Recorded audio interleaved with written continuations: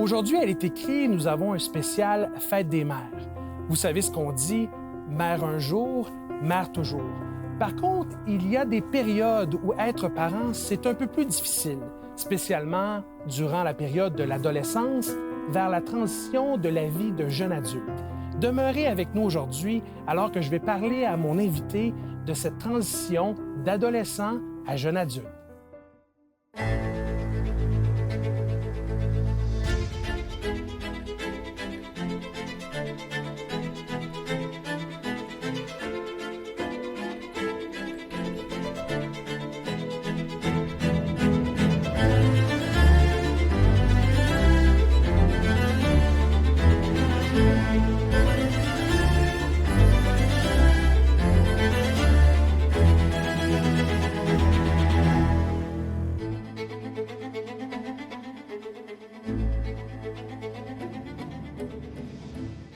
Bienvenue à Il est écrit. Aujourd'hui, une émission tout à fait spéciale dans le cadre de la Fête des mères. Et j'aimerais prendre un moment pour souhaiter à toutes les mamans de par le monde entier qui nous écoutent d'une façon ou d'une autre une bonne Fête des mères, sachant tout l'investissement que ça prend auprès des enfants pour les amener à l'âge adulte. Et aujourd'hui, pour discuter justement de cette transition de l'adolescence vers l'âge adulte, j'ai avec moi Lydia Matviv. Bonjour Lydia. Bonjour Patrick. Je réfléchissais à comment te présenter. Évidemment, tu es sur le plateau spécial Fête des mères parce que tu es une maman, mais aussi tu fais partie de l'équipe d'Il est écrit.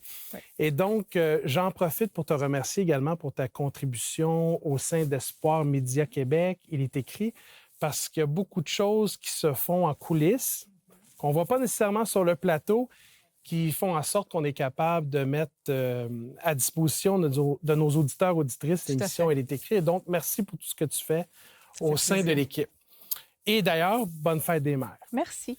On veut parler aujourd'hui du rôle de la maman, plus dans un contexte d'une période de transition de l'adolescence vers la vie de jeune adulte.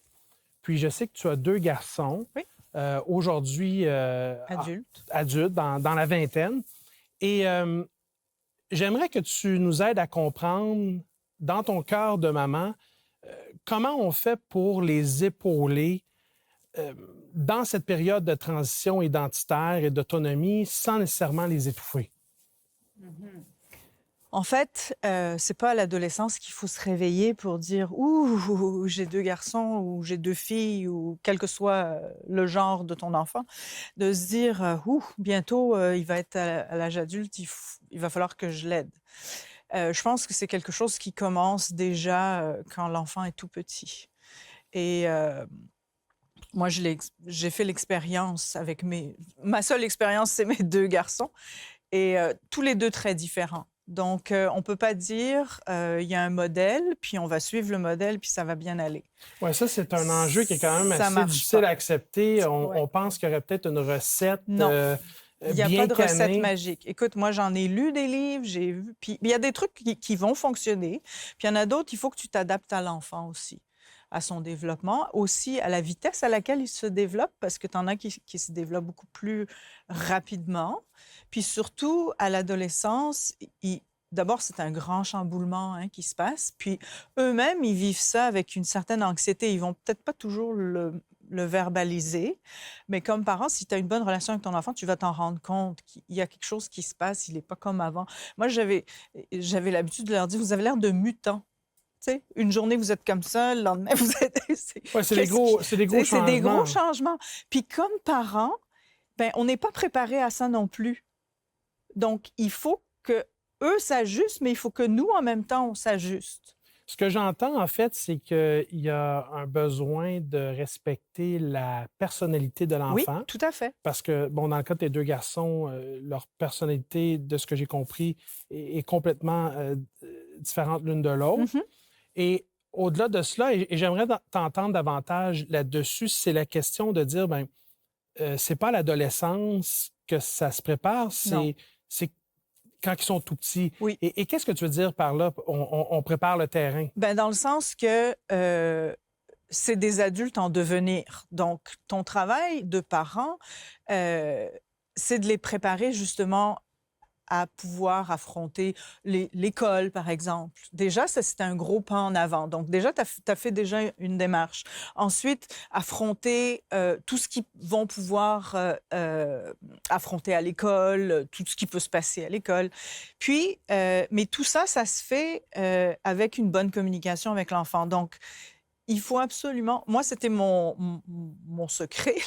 Donc, je me dis, même si tout va mal, si je peux au moins toujours avoir une communication avec eux qui sachent que, quoi qu'il arrive avec leur père, on est toujours là pour pouvoir les écouter s'ils ont besoin de parler ou quoi que ce soit. Bon, ils ne sont pas toujours ouverts à parler. Hein, ça. Puis, il ne faut pas non plus toujours essayer de savoir pourquoi. Ça les irrite aussi. Donc, il faut s'adapter à l'enfant. Moi, j'en ai un qui ne parlait pas beaucoup. Il fallait vraiment faire du décodage. Puis l'autre qui parlait trop. Mais en parlant trop, il ne disait pas forcément tout. Fait qu'il fallait quand même aller... chercher ce qui allait pas. Des fois, on dit tout pour rien dire, finalement. Exactement, puisqu'il voulait parler, fait que, tu sais, bon, c'est ça. Alors, c'est pour ça que je dis, ça commence déjà tout petit, dans le sens qu'il faut les encourager à parler, développer cette relation de confiance comme ça, quand vont survenir les problèmes, ils auront moins de mal à venir, ils auront confiance que, tu comprends, ils vont trouver une oreille qui va les écouter. J'aime le point que tu partages, parce que, bon... Et ça fait du sens. Et moi-même, avec les enfants qui sont maintenant adolescents, et tu as déjà une longueur d'avance au niveau de l'expérience parce que toi, ils sont rendus jeunes adultes, c'est cette idée de préparer le terrain pour développer une relation de confiance où est-ce qu'il y a une possibilité de communication, que la ligne de communication est jamais brisée. Est jamais brisée, toujours ouverte, et qu'eux aient le sentiment que quoi qu'il arrive... advienne que pourra, ils peuvent toujours venir vers toi pour communiquer. On vit un phénomène en société, bon, assurément, et je sais que tu lis beaucoup et tu te tiens informé de tous les enjeux. On parle de parents hélicoptères, donc on parle de parents qui sont dans un surinvestissement dans la vie de leurs enfants. Comment est-ce que tu as géré auprès de tes deux garçons peut-être ce désir d'autonomie et de ton point de vue, est-ce que ça a été difficile de peut-être avoir moins de contrôle? Comment est-ce que ça se vit dans le cœur d'une mère et comment ça se traduit au pratico-pratique? Bien, déjà, au départ, les enfants, c'est ce que tu as de plus précieux au monde. Donc, tu ne veux pas les voir souffrir. Déjà, OK? Donc, tu veux tout faire pour les protéger, mais tu ne peux pas les mettre dans du bubble wrap, là, comme exactement. On ne peut pas faire les mettre dans Watt 24 heures sur 24, 7 jours sur 7. Parce que si tu fais ça, ben, ils ne vont jamais rien apprendre, déjà, pour commencer, parce qu'il faut quand même qu'ils apprennent. La société, elle n'est pas toute gentille, puis ce n'est pas un monde de bisounours. Là. Ça va être dur. Et donc, il faut qu'ils développent leurs armes, déjà, pour pouvoir se défendre, déjà, dans la société, pouvoir fonctionner. Et donc, toujours les protéger, c'est leur enlever des opportunités de se développer. Exactement, c'est ça. Puis, comme parents, on n'élève pas nos enfants pour qu'ils vivent à la maison tout le temps. OK? Le phénomène des tanguis. On ne veut pas ça. On veut qu'à un moment donné, ils soient assez autonomes pour pouvoir quitter la maison et puis apprendre, passer à une autre étape. Donc, la façon que moi, j'ai toujours vu ça, je me suis dit, bon, puis ça, c'est pas juste moi, là, avec mon mari, c'est une équipe, hein? Donc, nous, on s'est dit, ça sert à rien. Il faut que quelque part, c'est du dommage contrôlé, si tu veux. Tu les laisses se planter, faire des erreurs, et puis finalement... ensuite, si on a une bonne relation, c'est sûr qu'on va pouvoir s'asseoir puis discuter de la bêtise et de les faire réfléchir. Parce que... Être un reflet. Là, ils vont générer eux-mêmes les prises de conscience. Parce que chez moi, je ne sais pas comment c'est chez toi, mais chez moi, j'ai entendu très souvent « Oh, à 18 ans, à 18 ans, c'était comme « Wow, la porte de miraculeuse. » La grande liberté. la grande évasion. Fait que chaque fois, moi, je mettais comme un... Je pétais leur bulle, là, si on veut, en disant « Oui, c'est bien. OK, oui, tu vas avoir un certain tu vas avoir droit à faire toutes sortes de choses que tu fais pas maintenant. Par contre, avec cette liberté, il y a un élément de responsabilité qui vient avec. Alors, est-ce que tu comprends ce que ça veut dire? Que on va pas tout te pardonner. T'as pas 5 ans. Donc, finalement, il faut que l'enfant soit conscient qu'il va être responsabilisé. Et c'est en faisant des erreurs qu'il va comprendre que, ah oui, en effet, oui. Et donc, j'essaie de lire un peu entre les lignes. Ce que j'entends, c'est, à un moment donné, peut-être enfant, on est très investi.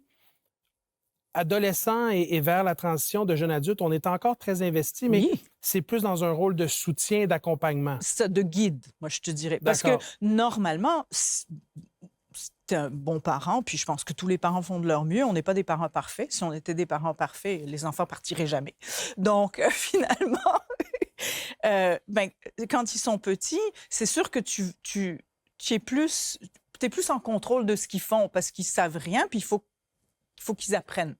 Mais arrivé à un certain âge, il faut que tu les laisses un peu se développer. Ou c'est comme les oiseaux dans le nid. Là, à un moment donné, tu comprends, il faut le pousser à aller. Parce que tu as des enfants qui, eux, ils en mangeraient de l'aventure, là, puis ils vont partir, sans réfléchir. Là, ils vont aller, puis ils vont se jeter dans n'importe quoi. Puis tu en as d'autres, plus craintifs. Eux, ils ont besoin beaucoup d'aide pour, comme, OK, tu as fait ça, ben regarde, maintenant, on va faire ça. T'es confortable? OK, maintenant, on va passer à l'autre étape, tu vois? Chaque enfant est différent. Alors... Je reviens à cette idée de préparer le terrain lorsqu'ils sont petits. Je pense que tu auras un passage qui serait utile. Oui, Proverbe 22, verset 6. On va aller le voir ensemble, Proverbe 22. Ça, c'est un verset qui m'a accompagnée. Et j'aimerais justement que tu en parles parce que dans ces périodes de transition, si on fait le parallèle aussi sur le fait, bon, c'est pas un secret, tu es chrétienne, donc tu es engagée vers Dieu dans ta relation de foi. Comment ta dimension spirituelle t'a aidé à mieux accompagner tes garçons dans cette période de transition? Et dans Proverbe chapitre 22, au verset 6, on lit le passage suivant. « Instruis l'enfant selon la voie qu'il doit suivre, et quand il sera vieux, il ne s'en détournera pas. » Oui, en fait, moi, je le vois comme ça. C'est que quand l'enfant est petit, ta fenêtre d'opportunité est très réduite, où tu es la seule influence pour ton enfant. Parce que ton enfant, tu ne vas pas le garder toujours chez toi. Donc, à un moment donné, il va sortir, il va aller à l'école, donc il va subir d'autres influences, d'autres choses.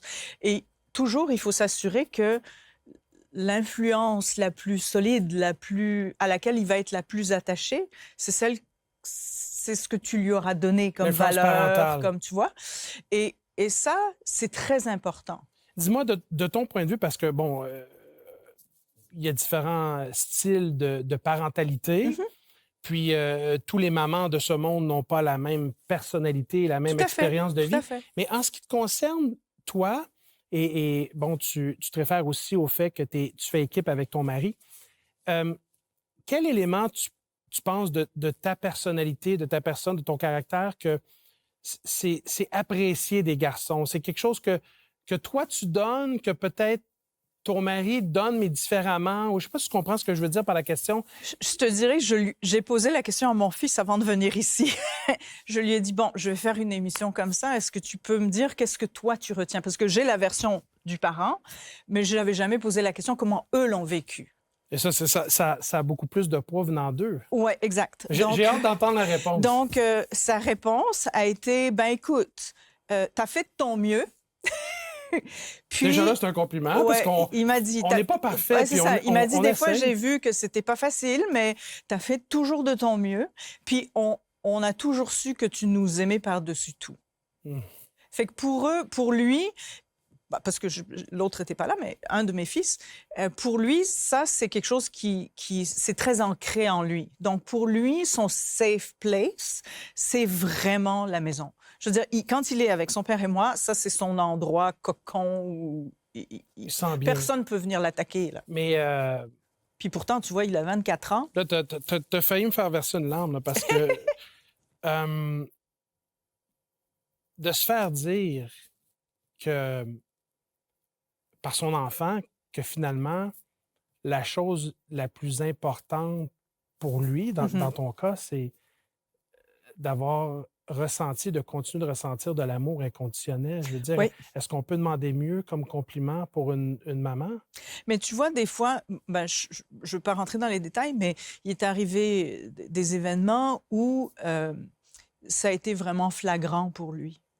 Parce que lui pensait là, qu'il avait tout perdu. Ton amour inconditionnel pour lui. Puis quand il a vu qu'on était encore là, ben, il s'est dit, comment est-ce qu'ils peuvent encore m'aimer? Je sais que tu vas me pardonner parce qu'on est à l'émission Il est écrit, puis on est tous les deux dans la foi chrétienne.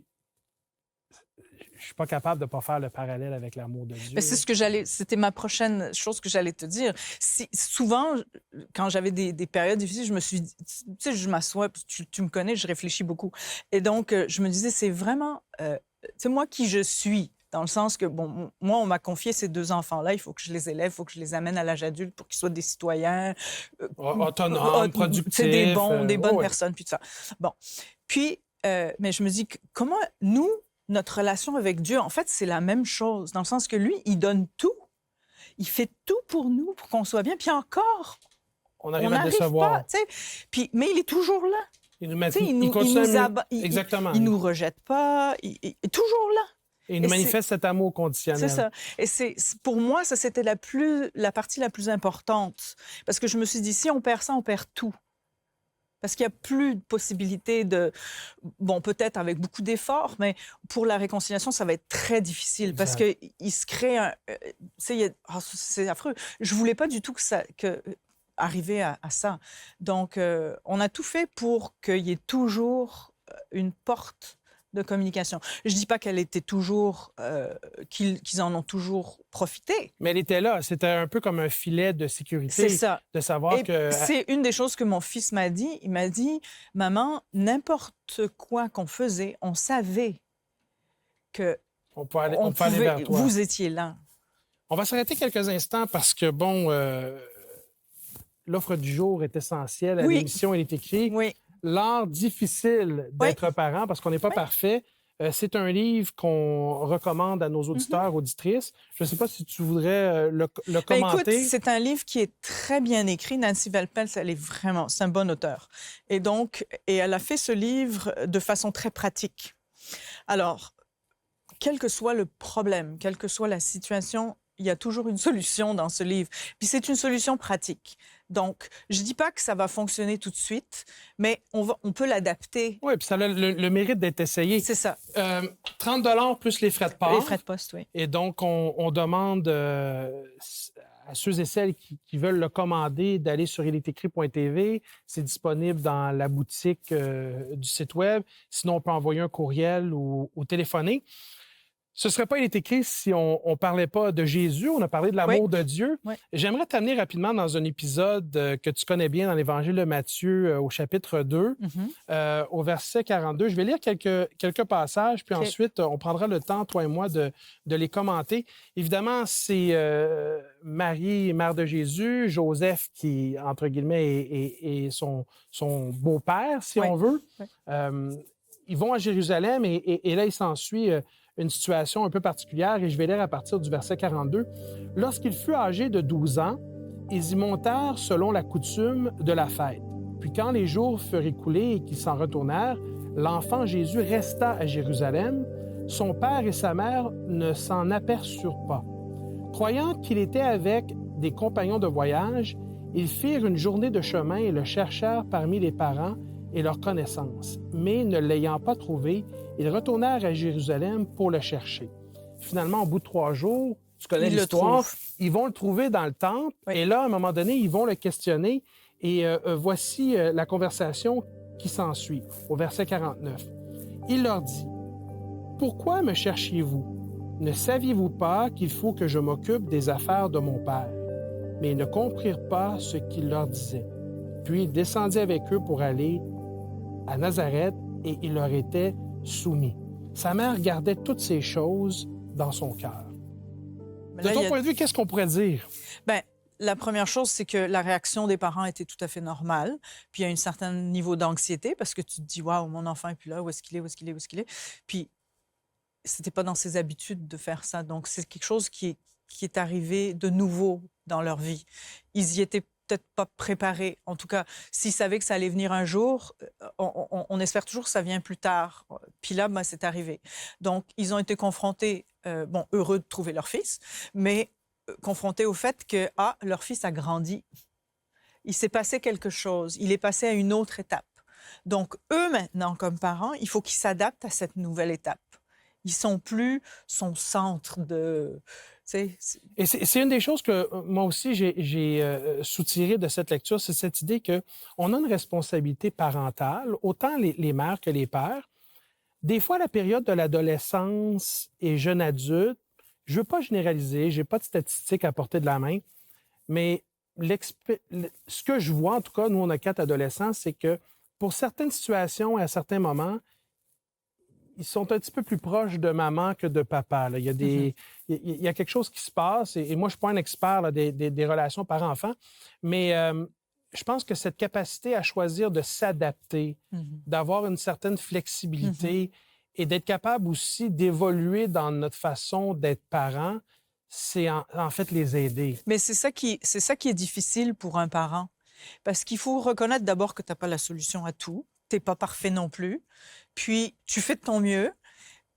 Puis, des fois, tu fais des choses puis ça ne fonctionne pas. Alors, mais ce n'est pas se culpabiliser, ça ne donne rien. C'est juste qu'il faut que tu réajustes ce que tu fais. C'est un réajustement constant parce que l'enfant évolue, mais toi aussi, il faut que tu évolues pour pouvoir l'aider, tu vois? Donc, c'est comme deux choses qui arrivent en même temps. Et c'est difficile parce que si toi, tu étais déjà préparé comme parent à toutes les éventualités, ben là, l'adolescence, ce serait simple. Tu dis, ben là, j'applique ça, puis là, j'applique ça. Mais ça marche pas comme ça. C'est parce que toi, tu le sais pas. Qu'est-ce qu'il faut que tu fasses? Il n'y a pas un livre qui dit qu'est-ce qu'il faut que tu fasses. On apprend sur le tas. C'est ça. On apprend sur le tas. On a parlé de plusieurs choses ensemble. Notre segment ici tire à sa fin. Et dans le temps qui nous reste, j'aimerais te poser une question parce que on a soulevé les défis. On comprend que c'est un défi. On veut exprimer de la reconnaissance envers les mamans pour tout ce qu'ils font. Et si c'était juste de moi, ce ne serait pas juste une fois par année à la fête des mères, ce serait tous les jours. Qu'est-ce qui te rend le plus heureuse du fait d'être maman? Ben écoute, c'est un... Comment te dire? C'est une mission de toute une vie. Il n'y a pas une toile de peintre qui serait capable de rendre... C'est beau, les toiles de peintre, mais il n'y a rien qui rend aussi fier que quand tu vois ton enfant, quand tu connais son parcours, puis le tien aussi, parce qu'il y a des moments qui c'est ni facile pour lui, ni facile pour toi. On grandit avec eux. Tu grandis avec lui ou avec elle. Et de voir à l'âge adulte que finalement, toutes ces choses qui se sont passées puis qui ont été pas super positives, où il y a eu des conflits, il y a eu toutes choses, ce qui est normal dans la vie, on ne peut pas les éviter. Donc, ça, et de voir à la fin le résultat, pour moi, ça, c'est la plus grande fierté dans le sens que... C'est ton trophée. Ouais, tu te dis, finalement, ma job n'était pas si pire. C'était dur, oui, c'est pas facile, parce que ça demande du renoncement de soi aussi pour pouvoir... Tu sais, ça peut pas toujours marcher selon ce que toi, tu veux. Comme parents, quand ils sont petits, ça marche un peu comme ça, dans le sens où tu dis, là, on va faire ça, puis on fait ça. Mais à l'adolescence, c'est fini, tu peux plus faire ça. Mais ça reste quand même à l'âge adulte, on peut quand même dire oui. Mère un jour. Oui, et mère toujours. Et mère toujours. Parce qu'après, les petits-enfants s'en viennent. Et ça, c'est un autre projet, l'art d'être grand-parent. C'est ça. Tu viens de me donner une idée pour une autre émission. Je me mets à la place des mamans qui nous écoutent. Puis, je suis mal placé pour essayer de aller dans leur esprit, dans leur tête et m'imaginer ce qu'ils peuvent vivre ou ressentir. Toi, tu es beaucoup plus mieux placé que moi, en tout cas. Qu'est-ce que tu aimerais leur dire à ceux qui nous écoutent puis qui peut-être passent un moment difficile? Moi, j'aimerais leur dire qu'il ne faut pas se décourager parce que tout ce qu'on fait, ça a de la valeur. L'enfant va peut-être va paraître ingrat, mais c'est pas vrai. Dans le sens que ça revient après. C'est pour ça que je dis, instruis-le des valeurs dans son jeune âge, parce que quand il va être plus vieux, il va s'en souvenir, ça va revenir. La relation va va de nouveau être comme elle était, pas comme quand il était petit, mais aussi proche. Si on a, tu comprends ce que je veux dire? Dans le sens que c'est une mauvaise passe à passer, mais ce qui est normal, parce que c'est tellement de bouleversements psychologiques, hormonaux. C'est beaucoup quand on y pense. C'est un gros changement. Alors, c'est juste une mauvaise passe. Puis on s'adapte. Et tous les deux, on grandit parce que comme parents, on apprend beaucoup sur soi. Puis on est transformé. L'enfant se transforme en un adulte responsable et que tu es fier de voir le résultat. Et donc, à tous ces mamans, tenez bon, persévérez, continuez à semer. C'est juste une étape. C'est juste une étape. Des fois, c'est plus difficile, mais éventuellement, il y a un retour sur cet investissement. C'est sûr. Merci, Lydia, d'avoir été avec nous aujourd'hui. J'apprécie énormément que tu aies accepté de partager avec nous ton expérience. Puis, je vais t'inviter à prendre un moment avec moi. On va prier. Oui. Père éternel, merci pour le privilège que tu nous donnes d'être parents. Et dans ce cas-ci, Seigneur, j'aimerais te prier tout spécialement pour tous les mamans un peu partout dans le monde qui peut-être vivent des moments difficiles dans leur désir de donner ce qu'ils ont de mieux à leurs enfants. Donne-leur du courage, donne-leur de l'espoir, renouvelle leurs forces et aide-les à se tourner vers toi. C'est ma prière au nom du Christ. Amen. Amen.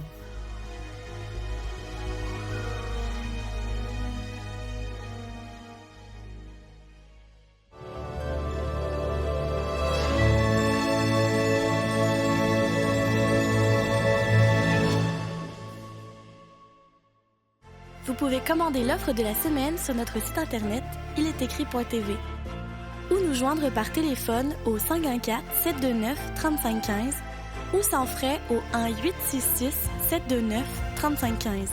Voici également notre adresse. Il est écrit, case postale 99, succursale Rosemont, Montréal, H1X 3B6. Je t'adresse ma prière. Seigneur, c'est le moment d'être favorable. Ô Dieu, ta bonté est grande. Tu me sauveras sûrement. Réponds-moi donc. Arrache-moi à l'enlisement dans la boue. Oui, arrache-moi aux eaux profondes, à ceux qui m'en veulent. Ne me laisse pas emporter par le courant, ni engloutir dans le gouffre. Ne permets pas que la tombe se referme sur moi. Réponds-moi, Seigneur. C'est ta bonté qu'il me faut. Que ton grand amour te tourne vers moi. Merci d'avoir été des nôtres cette semaine. Je vous encourage à visiter notre site web ilestécrit.tv sur lequel vous allez trouver une variété de ressources spirituelles qui pourra vous aider dans votre désir de grandir dans votre relation avec Dieu. Soyez des nôtres la semaine prochaine pour une autre émission à caractère biblique. D'ici là, souvenez-vous, il est écrit, l'homme ne vivra pas de pain seulement, mais de toute parole qui sort de la bouche de Dieu.